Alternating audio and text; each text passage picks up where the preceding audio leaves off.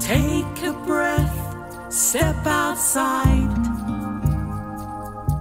All right. Well, yate, everybody, in the beauty way. Hello. Thank you. Thank you all very much for tuning in to Indigenous Ways Wisdom Circle virtual event. Woohoo! Wednesday this evening. We're very excited to be here. We'd like to acknowledge the traditional caretakers and ancestors of the lands we're on here in Santa Fe, New Mexico. We have 19 pueblos, pueblos all around us. And there's several other tribes. We have bands of Apache. We have Central Navajo. That's 4 corners, 3 states. So we've got all kinds of amazing ancestry here, cultural background, a lot of Hispanic and Mexican culture here. That's very beautiful Latin mix. We're kind of hybrids of different peoples. Pasts and present, and we got adobe homes and structures, and we love Santa Fe, so everybody come to Santa Fe. We'd like to acknowledge all the caretakers and the beautiful ancestors that you all come from on your lands as well. Thank you all for being with us this evening. And Indigenous Ways is so dedicated to bridging cultural exchange with people globally, people of color, people of different walks, and so that we can get to know each other better and we can continue to drop walls of separation and stop this conquer and divide. We need to all come together and realize that we all bleed the same blood. It's red. We all are 5-fingered people, and we all breathe the same air. So we need to walk in beauty in that way, and that's what Indigenous Ways is all about. So thank you. And we would like to just reiterate our Wednesday night virtual events are going to continue for the foreseeable future. So we're very grateful to that. Thanks to our funders. And thank you. Elena will mention them in just a moment. And we are going to continue our Friday evening comedy acts and musician nights for the foreseeable future. Again, thanks to our funders, we're able to continue this. And we're very, very grateful for our ASL interpreters that bring access and space to our deaf and hard of hearing community members globally. So this is really a beautiful thing here. So I'm going to pass it to Elena. So thank you. My name is Elena. I'm the other half of Indigenous Ways. We're a nonprofit here in Santa Fe, New Mexico. We're very grateful for each and every one of you who are on Zoom. A big shout out for those people who have beamed in onto our social networks platform at the moment. So as Tash was saying, we are at the Wisdom Circle where we started at the beginning of April. And so I want to acknowledge today being Wednesday, the 19th of June, known as Juneteenth, also known as the Freedom Day, Jubilee Day, and a Liberation Day. Also an American holiday celebrated annually at this day today. It commemorates June the 19th, 1865, when the Union General Gordon Grange read federal orders from Galveston, Texas, that all previously enslaved people in Texas were free. So I just kind of wanted to acknowledge that while we were here today. So with that, I'm going to pass it back to Tash, who is going to introduce our extraordinary presenter today. It's been really wonderful when we got on the line. We've been chin-wagging for the last hour or more, so it's just been wonderful. So thanks, Tash. So thank you again, everybody, for being with us tonight. We're very excited to have Dr. Annette D'Armata. And I just want to say that Dr. Annette D'Armata, whom I call Annette, I call her sister, because she embodies everything that I believe in. She embodies animal rights. She embodies activism. She embodies women's voices being correctly prescribed in history books that should be taught in schools for children to know what parts we played. She wants women to tell their stories, and she's a woman that decided to tell her story in a healing way when she decided to go back to school at a mature age and study what spoke to her heart. And what spoke to her heart was supporting people, older adults with chronic illness. And Annette works with people in Texas that have no insurance, that are aging, that have no support from the system, maybe some support, of course, as collective people. We always have family and community to help us. But Annette has learned the skills to be able to teach people how to take care of themselves. So tonight, with our theme being Rising in Resilience in the age of coronavirus, we thought, hey, let's bring Annette in and see what Annette can shower our minds with tonight so that we can finish this evening and decide to do something cleansing and hopeful for our mind and our body and our spirit and our words, and how to be nice to ourselves so that we can be nice to each other. Thank you so much for joining us tonight, Annette. All right, let's give it up for Annette, everybody. Woohoo! Thank you, Annette. Oh, thank you so much, Elena and Taj. I think we were saying it's been maybe a year since we first met, and it feels like centuries, because when we first met, there was, literally, I think there was a lightning bolt. Lourdes, my beloved Lourdes, and I both met you, and we just felt like we should have known each other forever. So I want to thank you for all the work that you're doing. And as we just discussed before this, we want to get together and connect the work that we're doing even more. I want to thank all of you who are here with us right now. And I want to thank anyone who finds themselves while watching this video in the future as well. I also want to acknowledge the original caretakers of the region where I'm broadcasting from, this land. And that is the Estocna, the Carrizo Come Crudos, the Coahuiltecan nations, and this is also the homeland of the Chicanx, Chicano nation, who has given Lourdes and me so much over the years, and well, their family to us. So our gratitude. That's right. Thank you. I have an appearance by my beloved Lourdes to say thank you. She's here with me, so she's here to laugh at my jokes. I thought about, when I thought about what I should share with all of you today, well, there were many options that seemed rather important. We are in a pandemic. COVID-19 is a threat, remains a threat that requires our serious attention to incoming new information daily to keep our communities, our elders, and people of all ages actually safe. We are also in a badly needed uprising to once and for all extinguish anti-Black racism, all forms of racism and racial bias, all forms of systemic bias based on gender, sexuality, disability, religion, place of origin. We are still facing catastrophic climate change. And underneath the climate change and dual global pandemics, all the existing health issues, human health problems still remain. And in many cases have worsened by what's going on. Those are all issues that were, of course, of importance when I thought about what to say to you today. And then, of course, there is what the heck is naturopathic medicine anyway, as I'm a naturopathic doctor. And of particular relevance is, and congratulations, New Mexico, where Taj and Elena and IndigenousWays are based, is the most recent state in the United States to fully license naturopathic medicine. So what is that as well?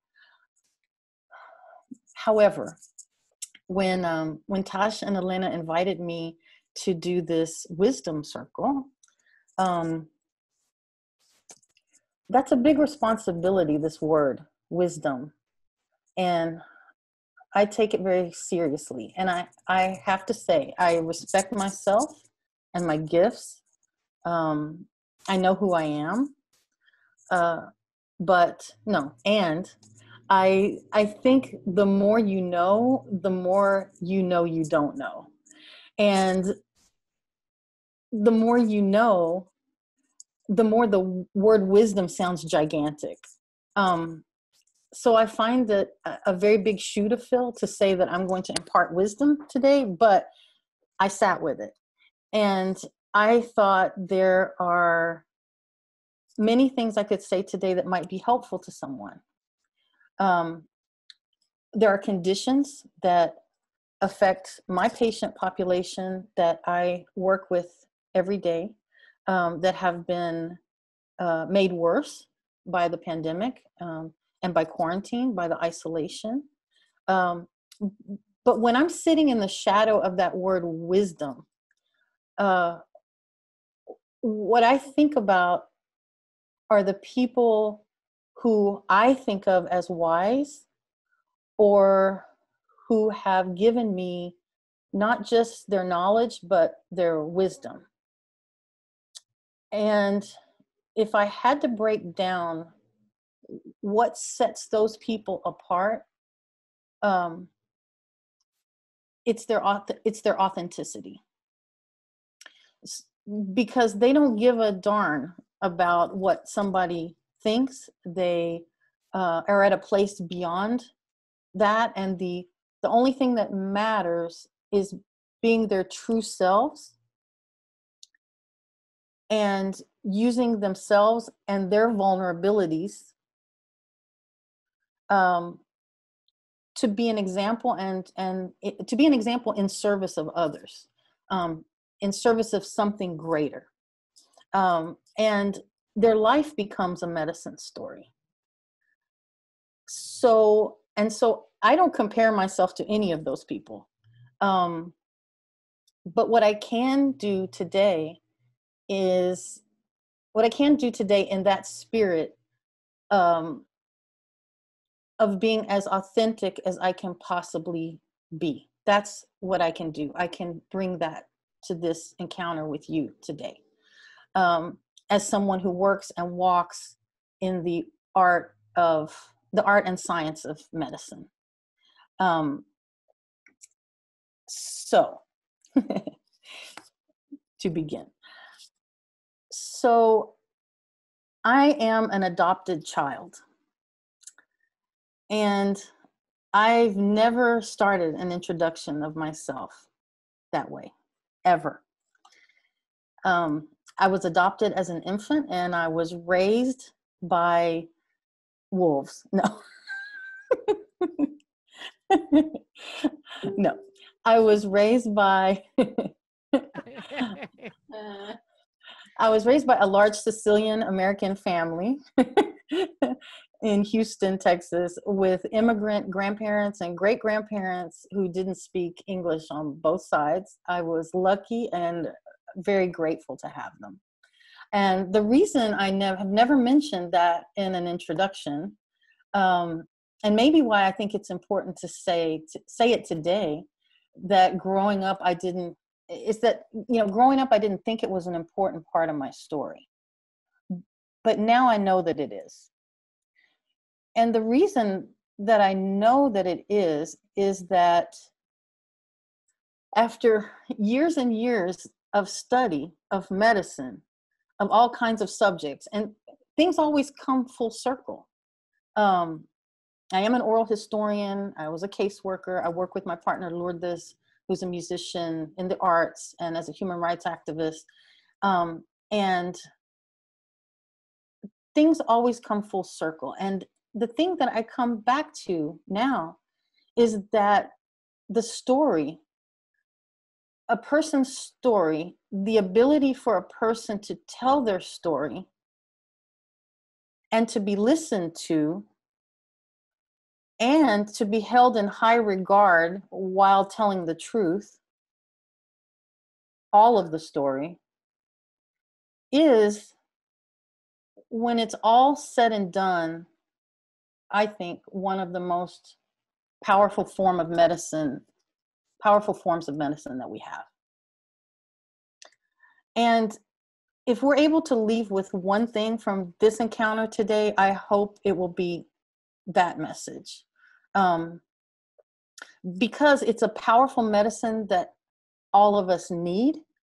And really, it's a medicine that every one of us can provide for one another, can practice. It is a practice of medicine that every one of us can do in our own way of listening, of receiving communication in the various and beautiful ways that we have across the planet to communicate, and also in the various ways of active communication, in our ways of telling our story in all of our various languages.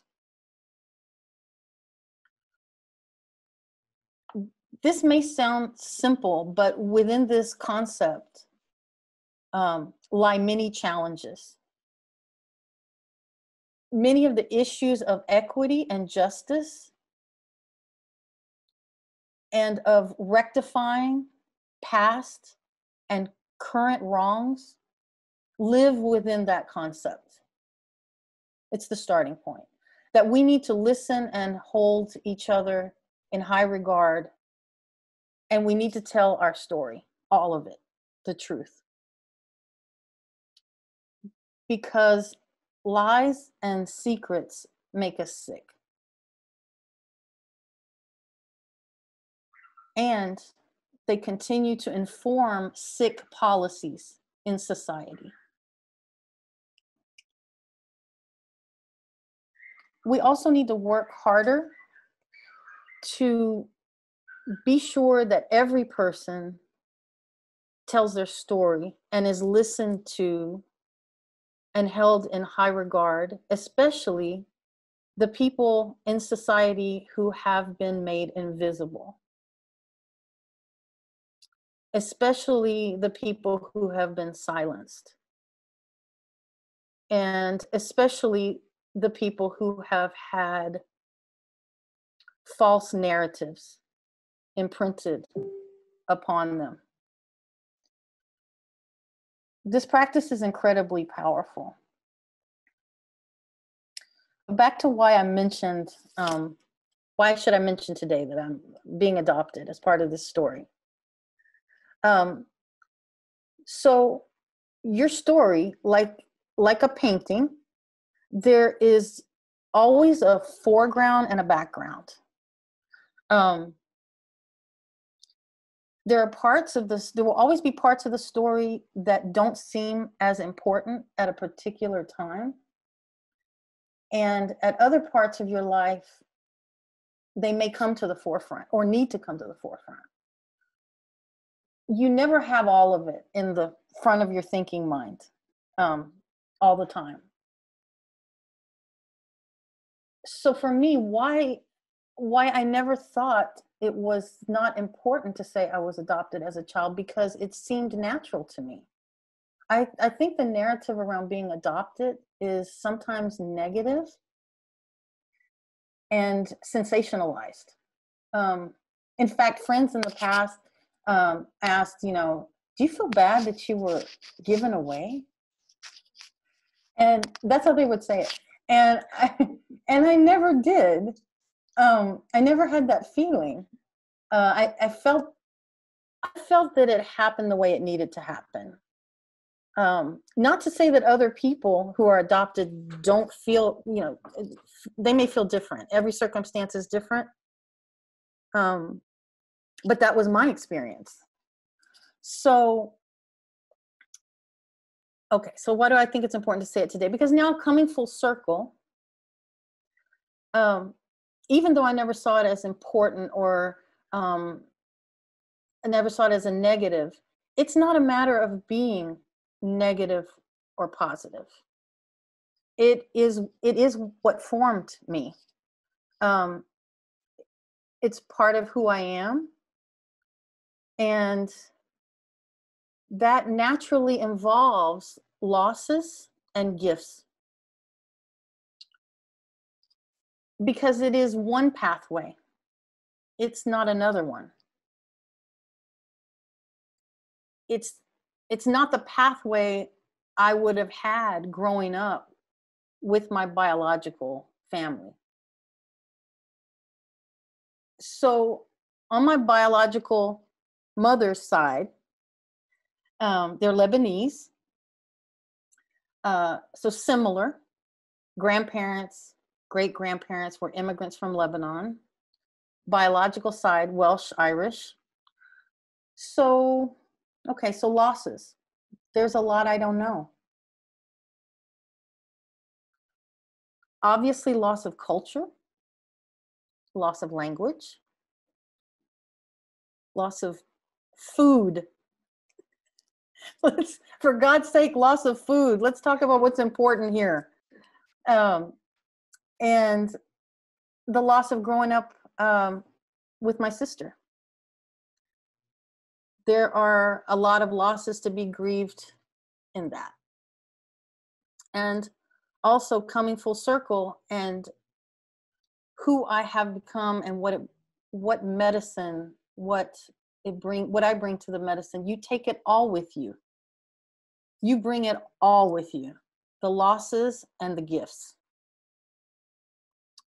And being that I never fully 100% belonged to anybody, to any group, and also growing up, understanding my sexuality, that I was lesbian, that, and growing up and knowing that, growing up and coming out as a lesbian in the 80s and 90s, for those who didn't live through those times, not that there isn't oppression now, but it was a really different time. It made people very sick.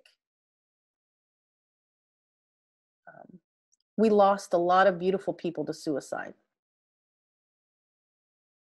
And there's a lot of history there that still hasn't been told. So really all of those things taught me to live between worlds with all the others who live between worlds. And I'm grateful for that. I'm grateful for that. In the same way that I'm grateful for every pain I've ever had. I'm grateful for when my back went out in 4 places and I was in the most excruciating pain for months and I wasn't sure I could live through it. Because if I had never gone through that pain, I would not understand. There's no way I would understand. Even being an empathetic person, and I am very empathetic, but knowing what that pain is like in my body, the memory of that, I understand, and I'm grateful that I understand the extent to which a person sitting in front of me is in pain, is suffering. I'm grateful for that. That is a gift that comes to my medicine. I'm grateful for the car accident I was in. I'm grateful for, losing someone that I loved very young. I'm grateful for all of these things that transformed me. In some cases, cut my life in half. I'm grateful that I survived domestic violence growing up. And I'm grateful that I'm able to talk about it because we weren't supposed to. And believe me, I wouldn't have wished for any of it. But the only way forward, I believe, is to recognize the gift inside the loss and use it to help someone else. That is what saves us. So if you're listening, you may be a healer, or even if you're not someone who's in the profession of medicine, but I'm saying this because even if you're not in the profession of medicine, this is your medicine. It's what you bring to this day, all of it. We are all here in this moment. And we need to bring to this moment our medicine.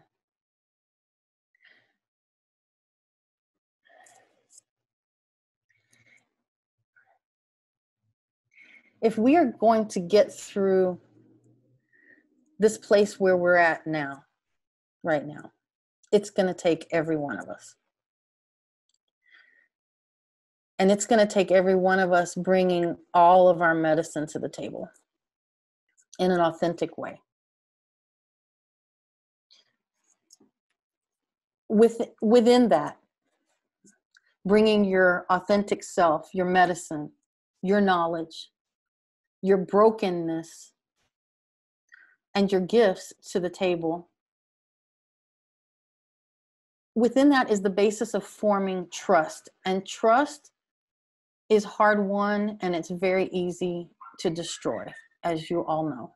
And trust is essential to the dialogue of healing.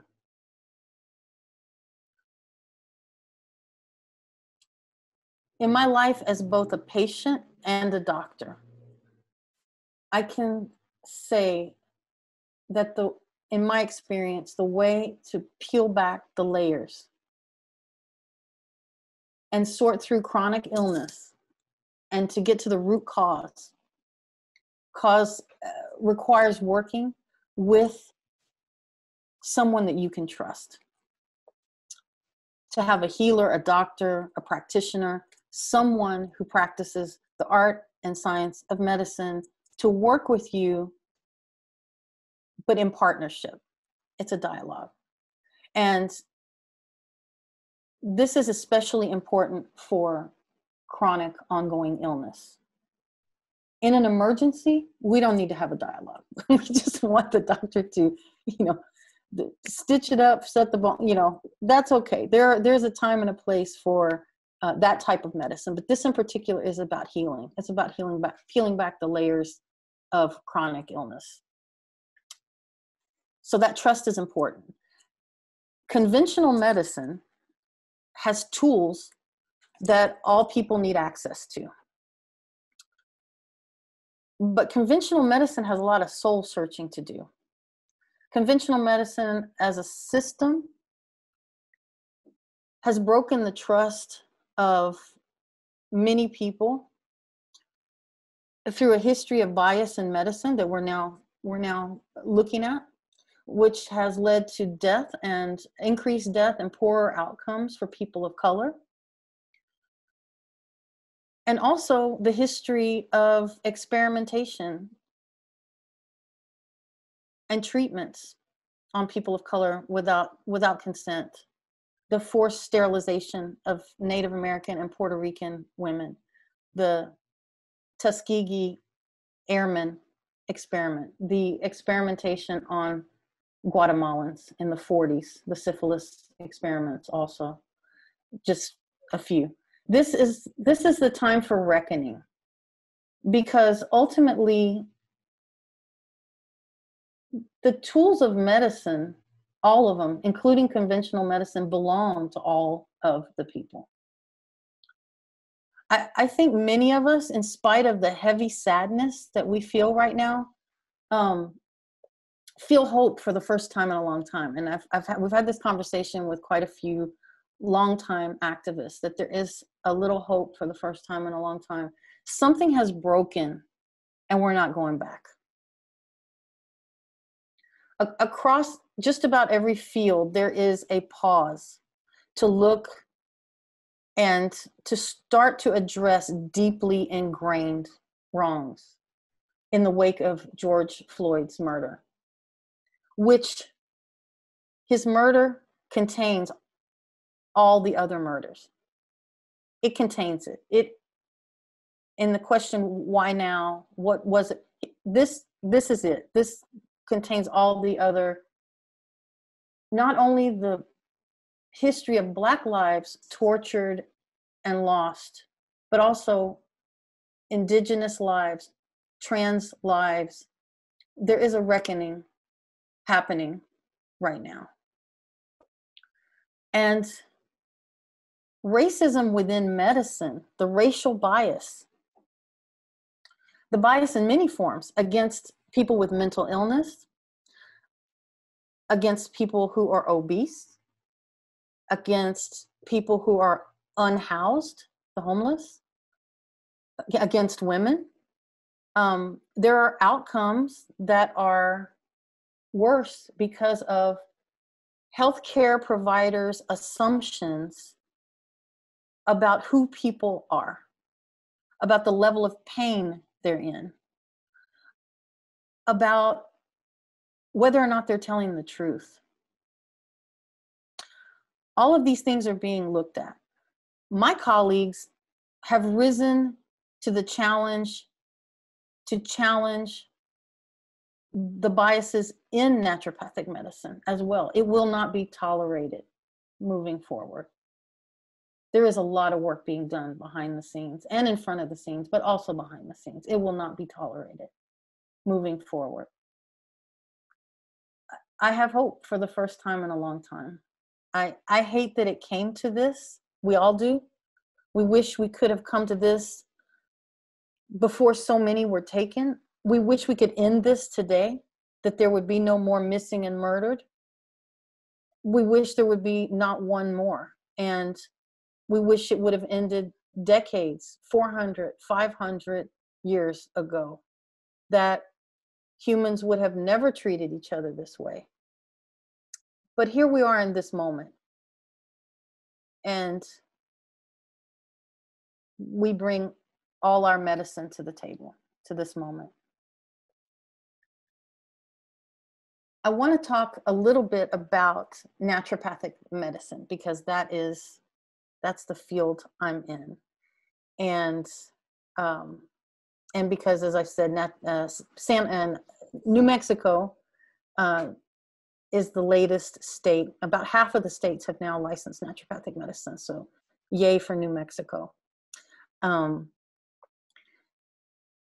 want to talk about naturopathic medicine as it has evolved in North America, what it is, how I came to it, what I see from my vantage point as what does naturopathic medicine have to offer, especially at this moment in history, given what we're talking about.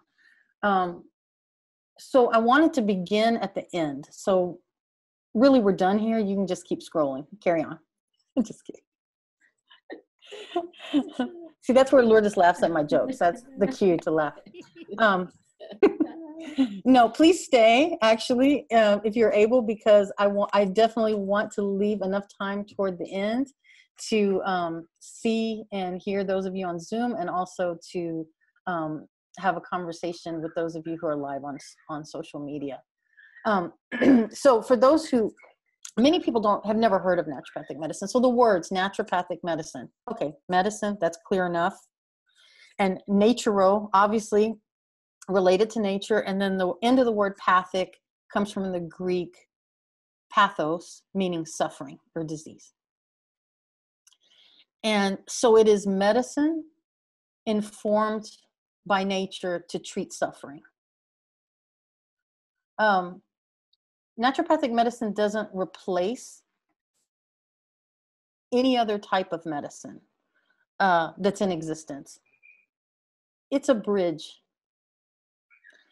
It occupies a space between the worlds of medicine. And it helps to form this bridge between those worlds.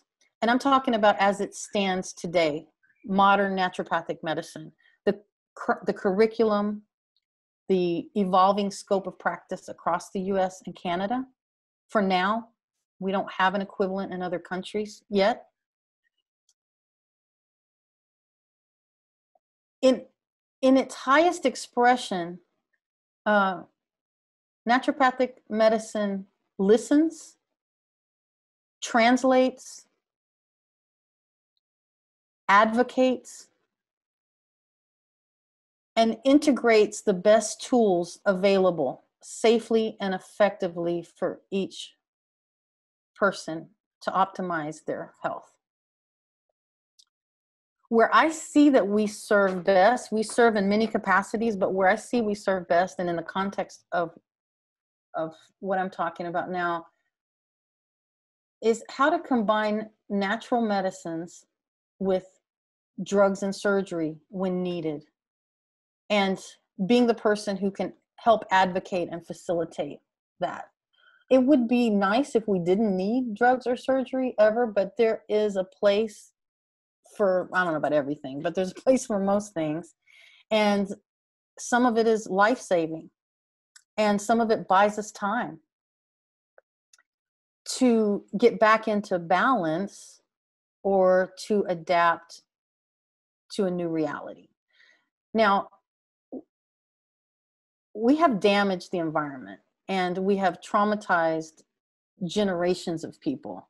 So sometimes when we talk about getting back into balance, we have to keep that in mind. Sometimes we can only get back in as much balance as possible.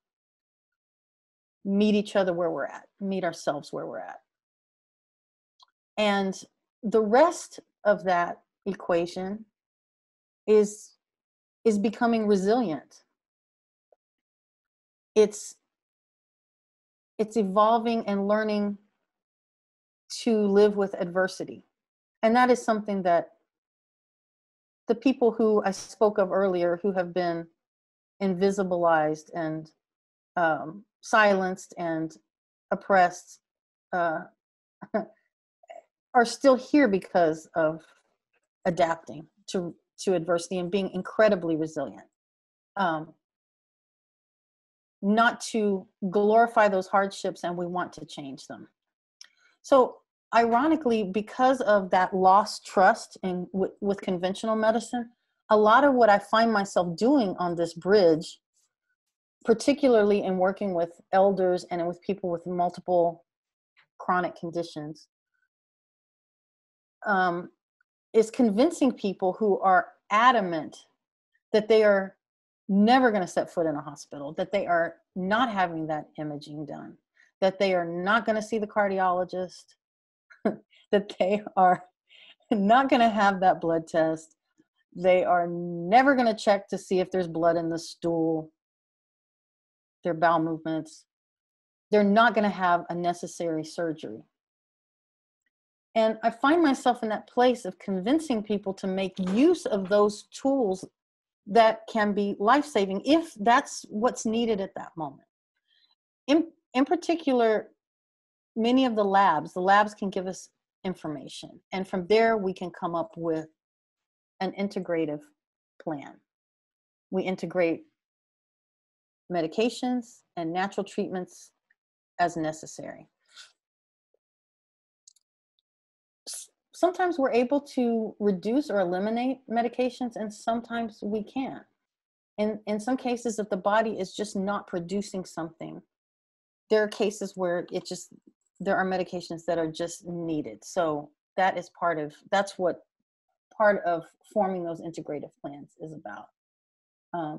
Healing faster from surgeries, preparing for procedures.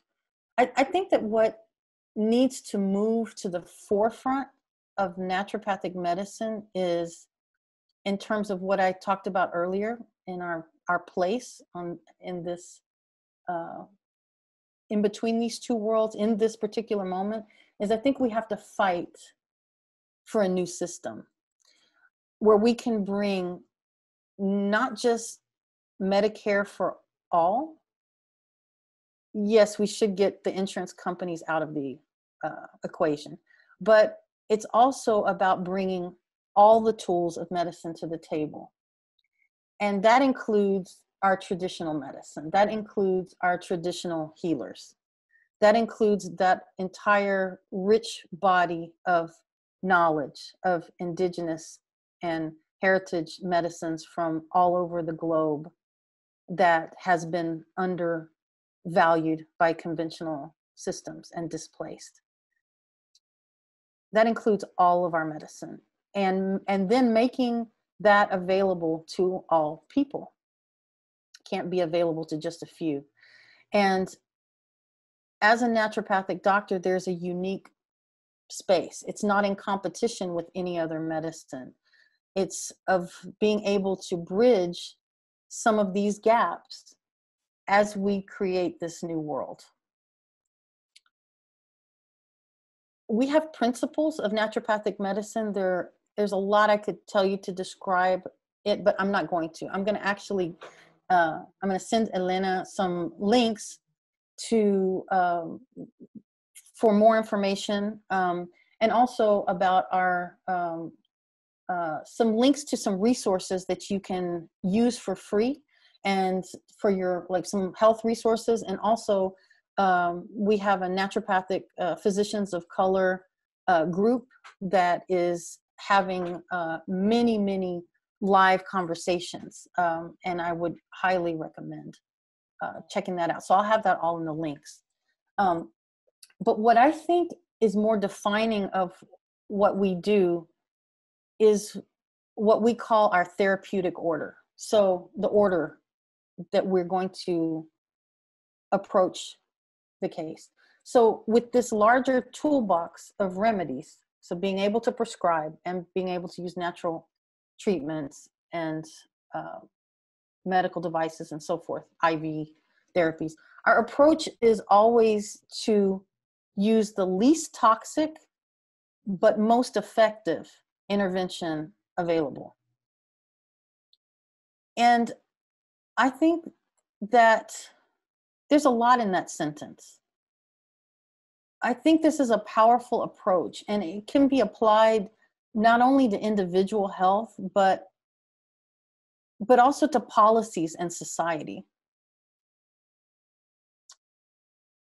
Intervene with the least toxic, most effective intervention available. I think it's an important sentence to think about as we talk about policing and many of the ways that we have just assumed our society has to be. I think it needs to be part of the thinking process. You know those memes that they show, you know, those memes online that, like, this is what my mom thinks I do, and this is what society thinks I do, and this is what I think I do. I think that most people think that we're natural doctors. So they think that we only use the only natural substances and only the least toxic interventions. But our therapeutic order demands that that of the effective interventions, or potentially effective interventions, that we start with the least harmful, the least toxic. And that might even have side effects, but it needs to be the right starting place for that. So how are we doing this? What is the training? Quickly, we're trained in conventional medicine. We're in the same required sciences, labs, imaging, prescription drugs, IV and injection therapies, minor surgery, essentially outpatient primary care. Alongside and integrated with that training, we learn several other complete systems of natural medicine. So therapeutic diets and nutrient therapy, plant medicine, botanicals, hydrotherapy, so working with water therapies, physical manipulation, similar to chiropractic. And we also study, some of us use, some of us don't, homeopathy, which we're often confused with. We're often thought of as homeopathic doctors. We study it, but it's in our toolbox. And acupuncture and traditional Chinese medicine. So what does it look like for you to go to a visit? Okay, what does it look like when you walk in the door, or now walk up to your screen for your telemedicine visit at the moment? The first appointment, and this goes back to the story, okay? The first appointment for us is averages an hour and a half. Again, we want to get the story. I loved that naturopathic medicine recognized the importance of getting the story of the whole person. We ask, what is your chief complaint? But you're not limited to that complaint. We want to know what's going on in the whole body, in your history, your mind, in your environment.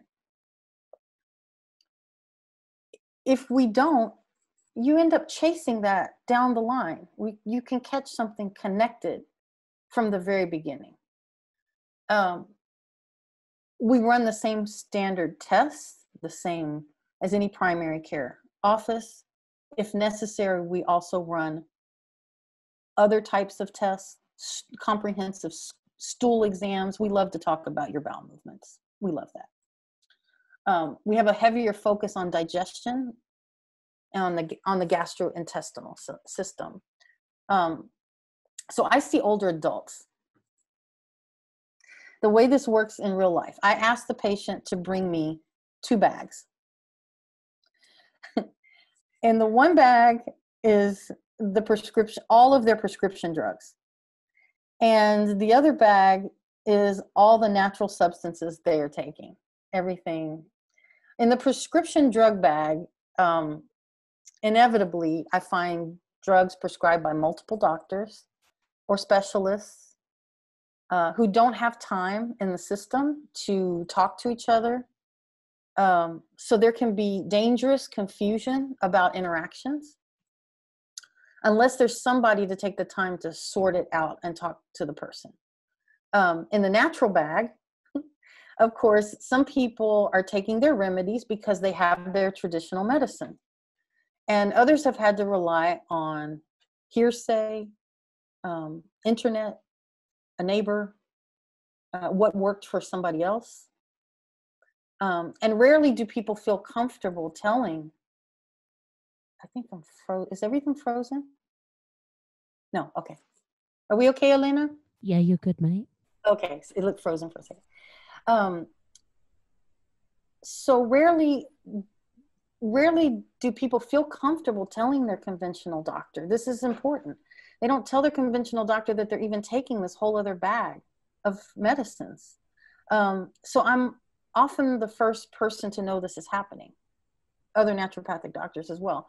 And so think about this. You've seen it. As a person gets sick, starts 1 or 2 medications, then a side effect, then another condition, then another medication for that, then who knows if the next thing is another condition or a side effect or an interaction. So this knowledge, this facilitation that we do fills an important gap in the healthcare system. It can save lives and has.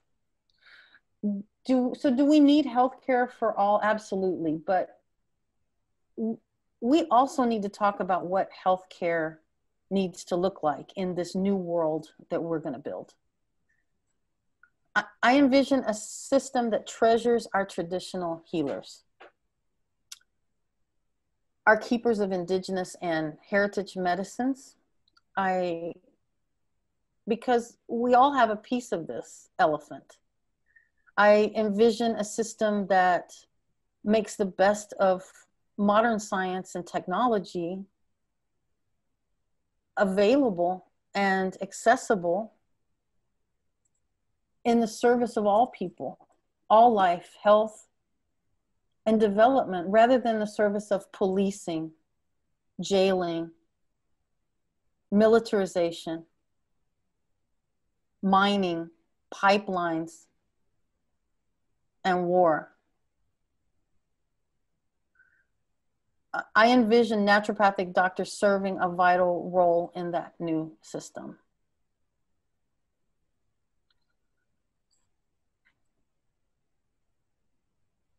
So circling back to the beginning, since I started at the end, this pandemic, I want to say just a few things about the context that I mentioned in the beginning, the pandemic and the uprising.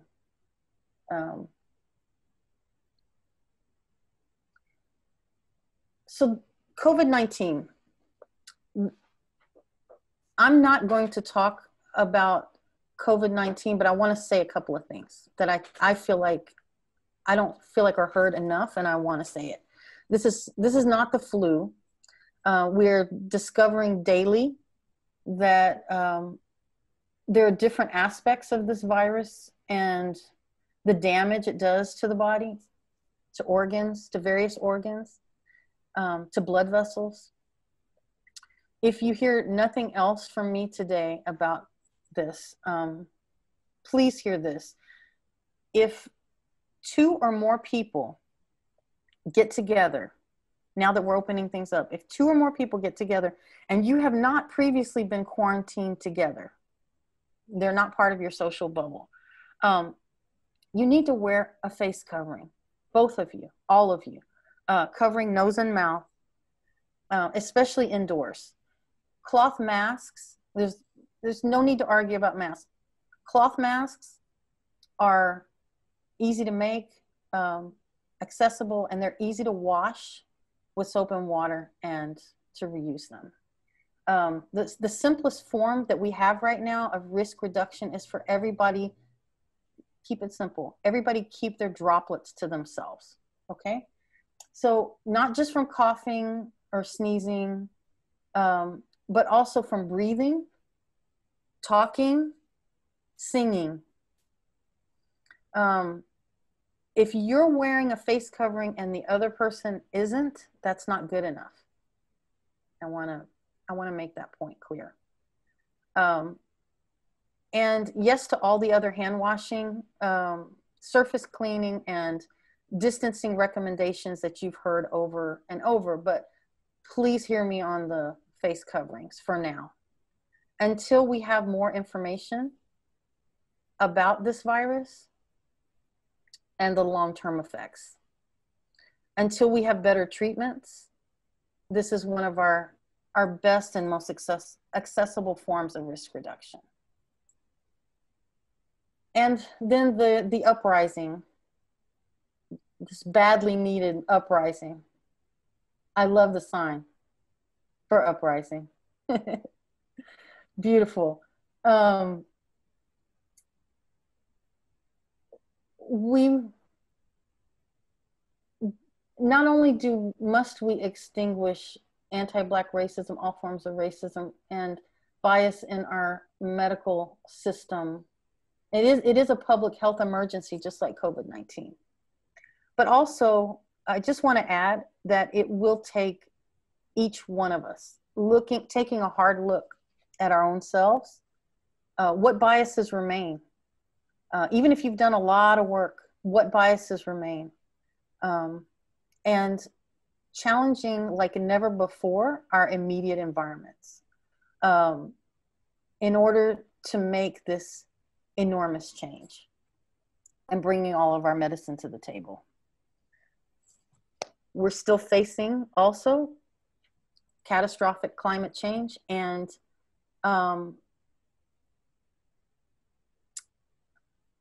we really need to look deeply at our human behavior. In the same way that we're rooting out our biases, we have to look at our position on this earth and the behaviors that we need to change very, very quickly.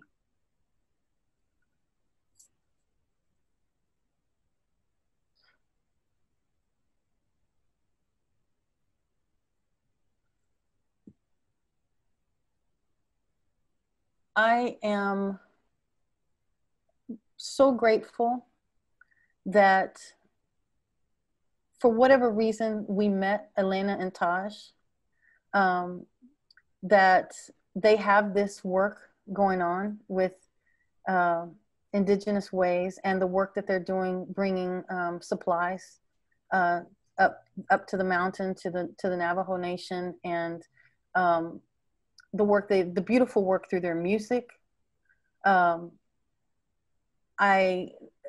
the one thing I didn't mention that we don't study in school, although we do learn mind-body techniques, but one thing for me personally is the arts. Telling the story is part of that. Other forms of expression of the arts are life-giving and healing. Both experiencing beautiful art like IndigenousWays and so many other artists. My partner, Lourdes Bettis, I happen to be one of her biggest fans. And she will be, turns out, she will be this Friday on the concert series. And I will be there clapping. And another thing I wanted to say with the arts, I'm wearing this shirt. This shirt just came today. And this is a shirt from a poet. Her name is Nina J. And I will put that in the links also. But you need to hear what she has to say. So I'll put a link to her, Nina J. She's on Facebook. And I would encourage you also to find a form to express yourself in the arts as well. And that's it. That is your medicine. That is our medicine. And that is what I wanted to bring to you today as we move forward. So thank you. Thank you so much. Thank you on, so much, Annette. That was very powerful. We must have some kind of telepathy going on, because earlier today, me and Elena were having a meeting about our Wisdom Circle events. And I told Elena, I said, I want to bring people that are leaving beautiful footprints on Mother Earth to come onto the show and tell their story before they go into their practice. And you know what? That's exactly what you did. So I just went, is this for real? Because you told a deep part of your truth that allows you to be free. Yes. And I've done that on various platforms through songwriting and writing, and it's been very useful to tell the truth. It's a hard thing to do with society and the patriarchy. So, but there's so much beauty all the way around. So I just want to thank you so much, Annette, for coming in. And while everybody's coming in and bringing themselves in, we just want to talk about the Wisdom Circle and concert series. We want to share our events. We got Lourdes Perez on Friday, original singer-songwriter from Puerto Rico. We have a ASL interpreter that is very fluent in Spanish. Cres, C-R-E-S. He will be the interpreter in language on Friday. And next week we'll have Sarah Young Bear Brown. Oh, gosh, Sarah Young Bear Brown. Pardon me. She is Meskwaki, also known as Sac and Fox, and her tribe comes from a place called, not a reservation, but it's called the Sac and Fox Settlement, or Meskwaki settlement out of Iowa. So we're really excited about that. So while everybody's joining in, and I want to ask Annette about their issues, we have our concert series for all of June. We're getting together our concert series for the month of July. We have some amazing performers and speakers for the month of July. I mean, doesn't get any better than Annette, but I'm just going to say we're just learning how to do this. So thank you all for working one with of our us. performers that'll be coming in July will be Bill Miller from Bill Miller hails from the Menominee Nation out of Wisconsin, or maybe not Menominee. Yeah, okay, Menominee. something like that. Yeah. The reason why we're mentioning him because his daughter just passed away. So please hold him and the family in your thoughts, prayers, and hearts.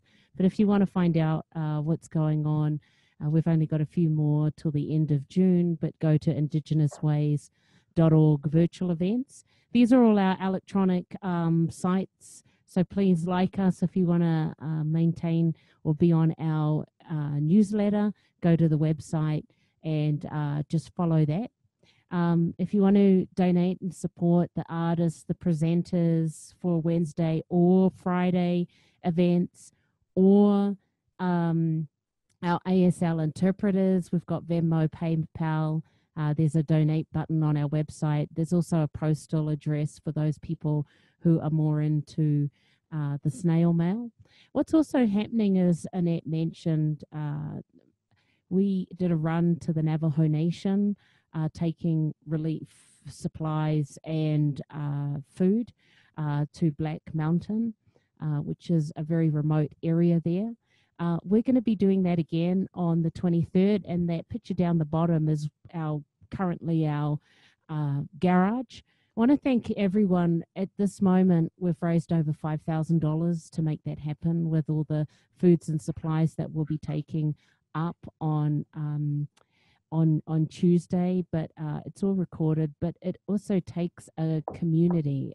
We've got a lot of people who will be coming around on Monday that will help box. We've got taking up 50 boxes of food that will parcel, but it is a collective effort. I just wanted to say, of course, thank you for all the donations. And I want to give a big shout out to Caleb. Caleb is the C by the chin. Caleb, you have been our number one person that's come to all of our shows. So thank you so much, Caleb. Jerry Barney, thank you for being a part of this show. Christina Bueno from New York City. Thank you for coming in. There you are, Christina. Hello, and your little beautiful dog there. Judy, you have been amazing. So I want to thank everybody. I see some beautiful friends on Facebook and some family members from the Navajo Nation. So for those people who are new, particularly in Zoom, you can turn on your camera, and we're just going to have a collective. If the medicine that Annette shared with you moved you, or you have some questions, or you just need to be seen and valued, just a reminder that this is getting recorded. It's wonderful to have everyone. For those people who are out in social media, we're so grateful to have you. Thank you, those that have done watch parties to get this out there.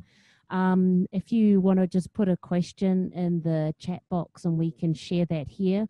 Also, in the chat box for those, there's all the links, as well as Dr. Annette D'Armata's website and Fox.org, and you can also drop that or just send that to me and I'll drop that in, Annette. But yes. Okay, who wants to talk? Not everybody at the same time. Anybody have any questions for our doctor? And don't forget to take yourself off mute. Go for it, Judy. Hi. Hi. I just wanted to tell you how moving your being authentic was. And it helped me. And I'm involved right now in a social justice effort for a friend of mine who died from, he had autism and he was overdosed by the professionals. He was killed by their incompetence, the mental health professionals. And you've prompted me in the effort his mother and his wife and we are making to tell my full story. And I didn't realize I was withholding anything. So thank you. Thank you for sharing that, and I'm sorry for your loss. Thank you. I loved him. Thank you, Judy. Thanks, You're so Judy. beautiful. Anybody else want to ask some questions or say anything to Annette tonight? Lillian? Yeah, I have a question. I would like to know, what is the logic behind this society making it so impossible for the naturopathic doctors to practice? You know what I mean? Like, Yes. why? I mean, Yes. they're always talking about lack of doctors, and why can't they just let you do your work? Well, it's a good question, and I think that because because we value traditional medicine, because we value natural medicine as well as conventional medicine, they don't see that a lot. When I say they, I mean the system and the, you know, the people who will fight legislation efforts.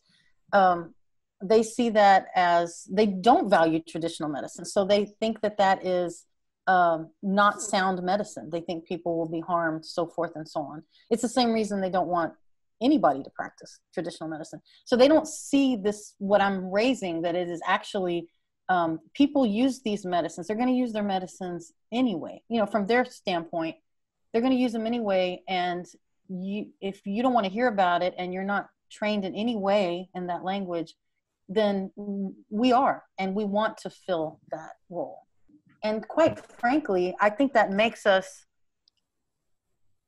really the better first point of care. And from there, refer to, you know, if specialists are needed. But yeah, it's true, Liliana. Thank you for being here. You're welcome, and thank you for your great talk. That was really, really hopeful. I mean, I just so hopeful that it makes me feel like I may have a place in this society after all, you know? Yay. Absolutely, you do. And everybody, if you want to get in touch with Annette, her email is right there. It's very easy, drdarmata.com. You can contact her, drdarmata.com. or VoxFem.org, and have a conversation and move this forward if you want to do some homeopathic healing, which I want to do. Okay, who else? Jerry. Hi. Hello, Dr. D'Armata. Hello, Annette. Yes. Yes. Yate. Thank you. Thank you for all that you covered. You covered quite a lot, and there was a couple of things that you know, that came up to mind for me. I'm here in Boston, Massachusetts, and moved away like 20 some years ago from the Navajo Nation. And I'm wanting to move back to New Mexico, where all my family are, and they're going through COVID-19. Some are in the hospital, some are, you know, getting through it, recovering, and yes, a lot of damage on the body and stuff. And you know, being way over here and having to worry and for them, and it's really taking a toll on me mentally. But I want to move back to New Mexico. And having said that, and having making that my affirmation, it seems like everything is falling in alignment for myself, inside of myself, and I start feeling the healing and the relief and the stress, you know, go away. And to me, yes, that's I guess I'm trying to connect that that's what you're about, and that is a good reminder of things like that, things that we're naturally capable of doing for ourselves. Yes. Another thing that I thought or came to mind was, while I'm here and when I do go through some stressors, I roll some mountain smoke from the 4 sacred mountains of the Navajo Nation, and smoke that for myself, to self-think, meditate, understand what's going on in my mind. And one of the things that I have to say to my doctor is that one of the questions is, do you smoke? And I'm like, yes. And it seems like it's really hard for me to let them know that I do this like once a month or even less than. And they think that it is, I'm a chronic smoker. I'm a singer songwriter, and I need my vocals and my vocals and my lungs And if I do, there was a time where I did repetitively and it didn't work. And I was like, no, I don't want that. But anyway, there's that disconnect between Western thinking and natural indigenous thinking of these things. And anyway, that was something that I saw, and I'm like, I can't explain myself. I can't. And I did go through a crisis 2 months ago and ended up going to the doctor. And one of the things that they gave me was the printout about smoking. And I'm like sitting there with that. I'm like, okay. And I was like, just accept it, you know? Right. But anyway, thank you. Thank you for that. Thank you for the reminder of that we can naturally take care of ourselves, and we intuitively have that somewhere, and that we should trust in ourselves to know that we're going to help ourselves. Yes. Thank you very much. Thank you, Geraldine. And can I just say, I haven't yet been able to see all the wisdom circles, but I saw yours. And that was beautiful and powerful. Your songs were so moving. I didn't know you would be here today, so I didn't to have the opportunity to tell you that. But very powerful medicine, very healing to us, to both of us. Lourdes is here as well. As a singer-songwriter, she was also very, very moved. And so thank you. And just one more thing about the smoking. So when I talked about advocacy, like that's another very good example, because we go through records. We try to go through records as much as we can, and so that's actually a mistake that follows your record. You're listed as having risk factors that you don't actually have. So it follows you to the next practitioner and then instead of looking at, let's say that if you have something that's going on with your lungs, then, oh, well, she's a smoker, so it may cause them to think or miss something because you're actually not a smoker. And so those are the types of things that we like to catch and pick up and get corrected. Yeah. Wow. Well, good work. And thank you for listening last week. And beautiful. Yeah, thank you for this talk. I'm going to listen to it again and get everything. Thank you very much. Jerry. Beautiful. Thanks, Cheers. All right. Anybody else tonight before we say goodnight until Friday night? We get to check out Lourdes. Woo! Yeah. Amazing singer-songwriter. We just fell in love with both of them last year in Wisconsin. Likewise. Otra, no más? Buenos días. You, Annette, I Mucho love gusto. you. That's awesome. Powerful. ¿Está bien? ¿Todo bien? Mucho gusto. Buenas noches. Good night, everybody. We love you. Just before good night, before we sign off with the incredible medicine that Dr. D'Armata has shared with us, if you need to go back and review this video, it will be available tomorrow on our YouTube channel.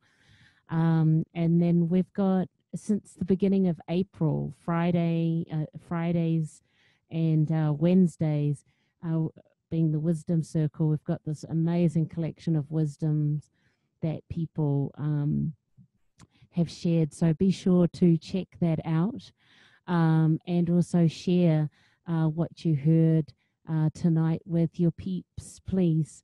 But with that, let's go off mute and let's give it up, please, and her generous medicines and sharing with us all the beautiful Dr. Annette D'Armata. Thank you. Thank you. Touch the earth, touch the earth, touch the earth.